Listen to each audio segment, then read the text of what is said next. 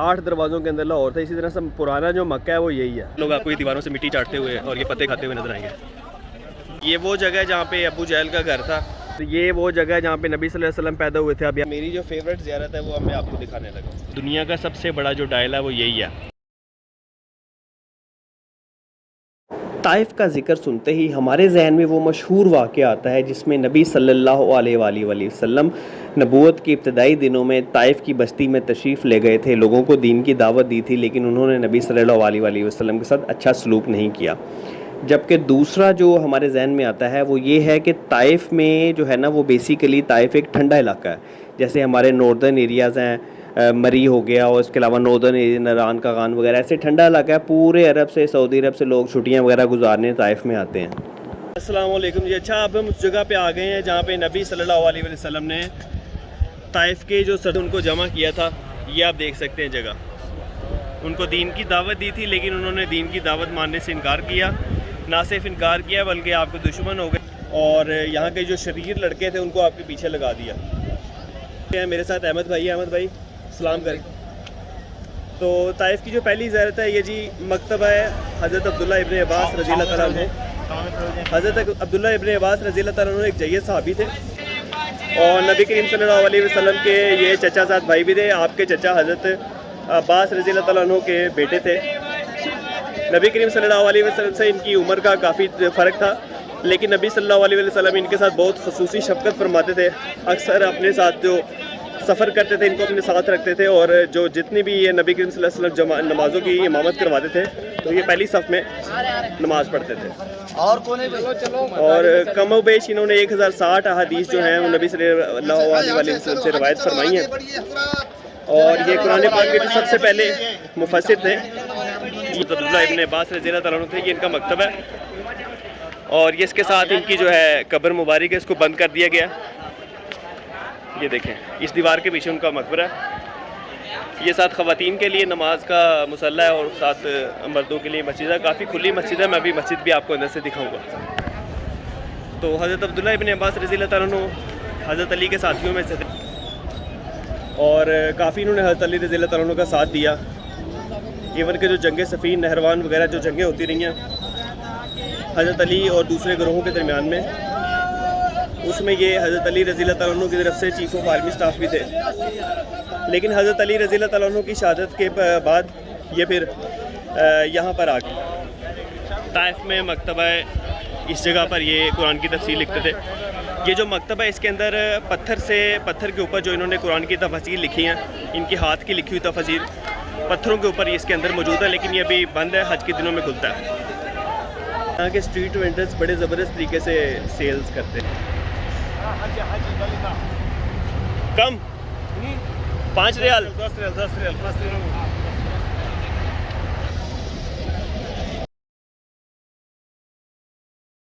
के सामने जो है उतबा के का जो वो हिस्सा है जो कि इस वक्त अपनी असली हालत में, ये दीवार भी वैसे ही है और इसके पीछे जो बाग का हिस्सा है वहाँ पर कहा जाता है कि नबी सल्लल्लाहु अलैहि वसल्लम के कदम मुबारक जो हैं इस जगह पे लगे हुए हैं। चीज़ आपको मैंने दिखाई है। ये जितना आपको नज़र आ रहा है, इवन के जो मैंने आपको पीछे कुआं भी दिखाया था, अतबा बिन रबिया का ये कुआं है। अतबा बिन रबिया जो है नबी करीम सल्लल्लाहु अलैहि वसल्लम का मुखालिफ था, दुश्मन था, लेकिन ताइफ में नबी करीम सल्लल्लाहु अलैहि वसल्लम की ऐसी थी कि उस वक्त दुश्मनों को भी आप सल्लल्लाहु अलैहि वसल्लम पर रहम आ गया था। तो उन्होंने अपने ग़ुलाम अदास के हाथ जो था अंगूरों का एक गुच्छा भेजा था और उन्हें ये ख़दशा था कि शायद नबी करीम सल्लल्लाहु अलैहि वसल्लम दुश्मनी की वजह से ये अंगूर कबूल ना करें। तो उन्होंने अदास को कहा था कि आप उनसे दरख्वास्त करना कि ये हदिया कबूल करें। तो नबी करीम सल्लल्लाहु अलैहि वसल्लम ने वो हदिया कबूल फरमाया और अदास बिस्मिल्लाह पढ़ के जब वो खाने लगे तो अदास रज़ी अल्लाह तआला अन्हु जो कि सहाबी बाद में हो गए थे, उन्होंने पूछा कि ये आप कौन सी ज़ुबान बोल रहे हैं। तो नबी करीम सल्लल्लाहु अलैहि वसल्लम ने फरमाया कि तुम कहाँ से हो। तो उन्होंने कहा कि मैं नैनवा से हूँ। तो नबी करीम सल्लल्लाहु अलैहि वसल्लम ने फरमाया कि वो तो मेरे भाई यूनुस का जो है वो इलाका है। तो उन्होंने कहा कि यूनुस अलैहिस्सलाम भी अल्लाह के नबी थे और मैं भी अल्लाह का नबी हूँ, तो वो मेरे भाई हैं। तो अदास ने जब ये सुना तो अदास भी जो था मुसलमान हो गया। उन्होंने नबी करीम सल्लल्लाहु अलैहि वसल्लम ने सूरह यूनुस की कुछ आयात पढ़ के उनको सुनाई तो वो भी मुसलमान हो गया। तो उनकी इसी जगह पर जो है मस्जिद अदास बनाई गई थी, मैं आपको दिखा रहा हूँ। ये सारा जो एरिया ये उनके उसके बाग का हिस्सा था। इवन के जो पीछे कुआं जो मैंने आपको दिखाया वो भी उतबा का था। ये सारी जगह जो है उसी का हिस्सा है। उतबा के बाग का रकबा है सारा। तामीरात ये पुरानी है लेकिन 1400 साल पुरानी तामीरात नहीं है। ये देखें,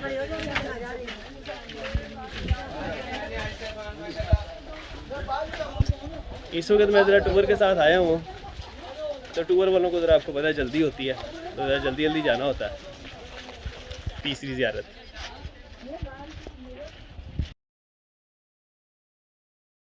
आपको एक बड़ी इंटरेस्टिंग चीज़ दिखाने लगा हूँ। ये देखें, ये इस्लाम की पहली एक मीनार वाली मस्जिद है जो कि हज़रत अली रज़ी अल्लाह तआला अन्हु ने खुद अपने हाथों से ये मस्जिद बनाई थी।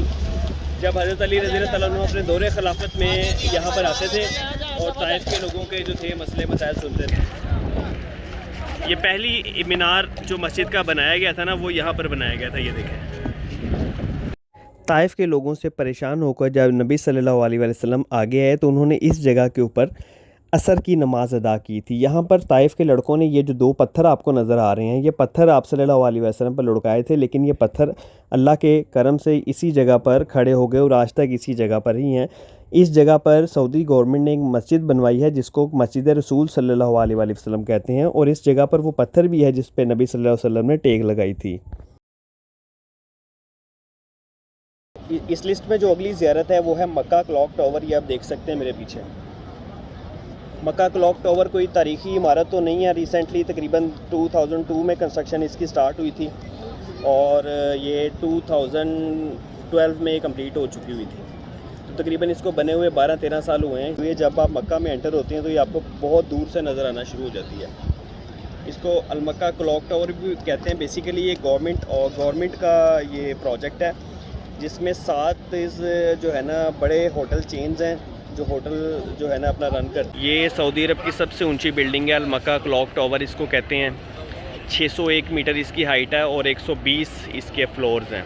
इसमें जो है आपको बेसमेंट कार पार्किंग्स मिलती हैं। 7 इसके अंदर आपको 5 स्टार 7 स्टार कैटेगरी के होटल्स मिलते हैं जिनमें लोग स्टे करते हैं। तकरीबन 500 रियाल से मिनिमम जो है ना होटल का यहाँ पे रेंट स्टार्ट होता है पर नाइट के हिसाब से।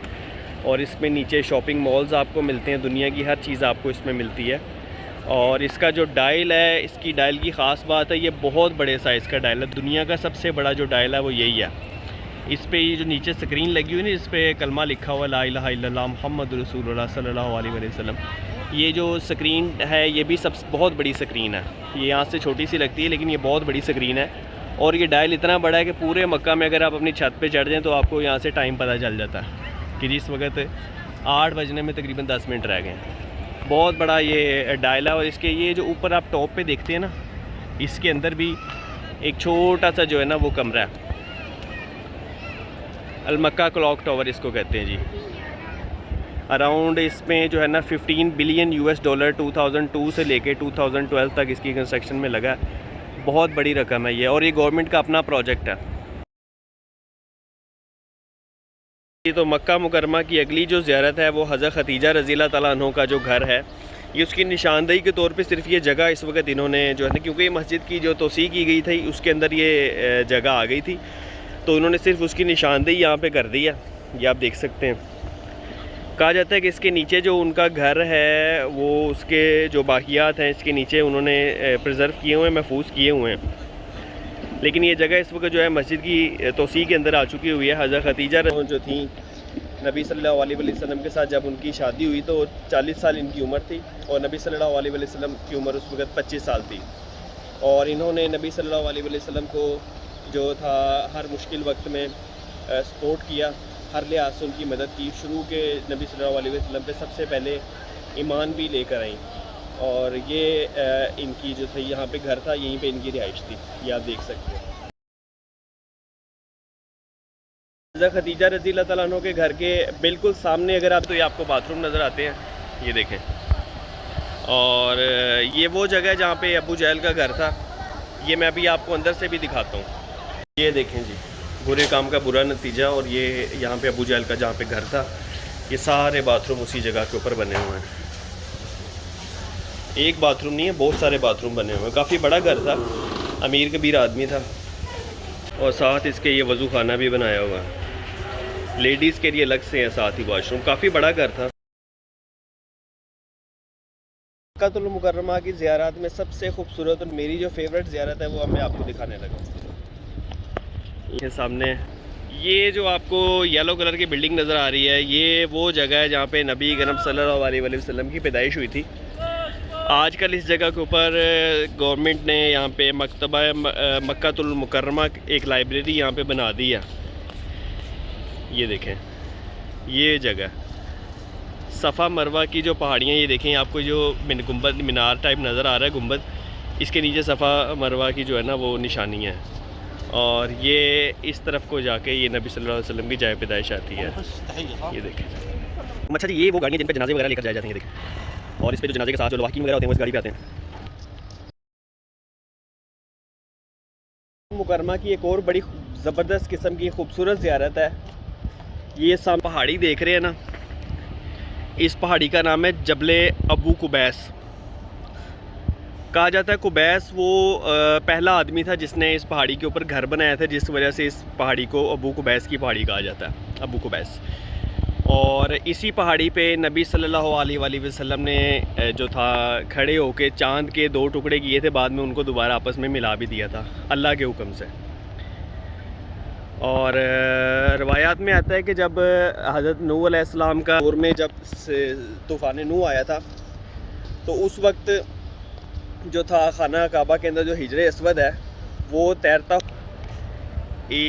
इसी पहाड़ी पे आके जो था वो रुक गया था।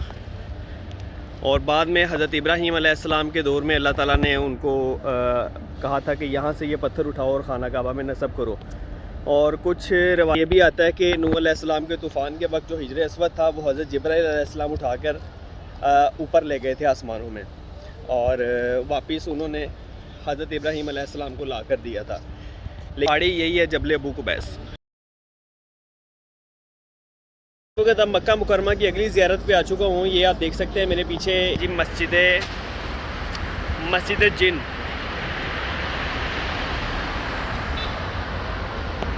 ये अगर आप खाना काबा से मस्जिदुल हराम से अगर आप निकल के बाहर आते हैं, सफ़ा मरवा वाली साइड से बाहर आना है आपने, तो सीधा आपने आते जाना है पुल क्रॉस करके, तो ये सामने मस्जिद आती है, मस्जिदुल जिन।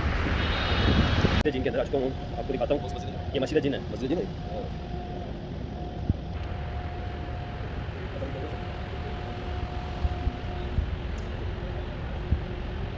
अच्छा जी, इन मस्जिदों में जो एक कॉमन चीज़ है ना, चाहे आप मक्का में चले जाएँ चाहे मदीना में चले जाएँ, ये जो कि आपको फ्री चने नज़र आते हैं आपको, ये देखें। इनमें से आप पानी जो है ना पी भी सकते हैं, साथ लेके जा भी सकते हैं, कोई पाबंदी नहीं है। पूरी दुनिया के मुसलमान खाना काबा की तरफ रुख कर नमाज़ अदा करते हैं। खाना काबा दुनिया की वो सबसे पुरानी इमारत है जो इंसान ने अपने हाथ से बनाई है। हज़रत जिब्राईल अलैहिस्सलाम ने हज़रत आदम अलैहिस्सलाम को इस जगह की निशानदेही फरमाई, और उसके बाद हज़रत इब्राहीम अलैहिस्सलाम और उसके अलावा मुख्तलिफ़ खुलफ़ा के दौर में खाना काबा मुख्तलिफ़ अदवार में इसकी तामीर नो होती रही। खाना काबा जो है मुसलमानों के लिए बहुत ज़्यादा अहमियत का हामिल है। माशाल्लाह जी, मुकाम इब्राहीम की ज़ियारत करें। तारीख़ दानों के बकौल मुकाम इब्राहीम जो है यहाँ पर इसके अंदर एक पत्थर है। जब खाना काबा की तामीर कर रहे थे हज़रत इब्राहीम अलैहिस्सलाम, तो उस वक़्त इस पत्थर के ऊपर इब्राहीम अलैहिस्सलाम खड़े हुए थे। तो जब खाना काबा की दीवारें काफ़ी ऊंची हो जाती थी, तो ये पत्थर एक लिफ्ट का काम देता था। हज़रत इब्राहीम अलैहिस्सलाम जब नीचे आना होता था तो ये पत्थर नीचे आता था, और इब्राहीम अलैहिस्सलाम पत्थर उठाते थे और ये पत्थर हवा में उड़ता था। इब्राहीम अलैहिस्सलाम को खाना काबा की तामीर में इसने मदद की। इस पर हज़रत इब्राहीम अलैहिस्सलाम के पाँव के निशान आज भी देखे जा सकते हैं। माशाल्लाह, ज़ियारत करें।